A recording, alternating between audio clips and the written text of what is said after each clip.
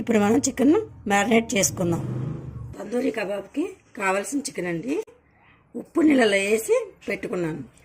ఒక 10 నిమిషాలు ఆగినాక తీసుకుని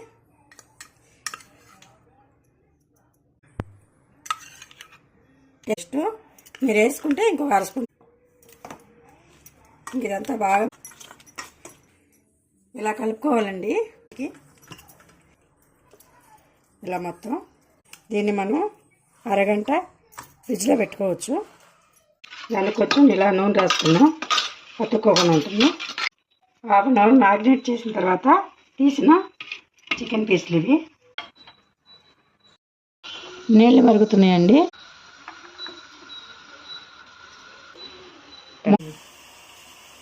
అయిపోయిందండి, ఉడికింది.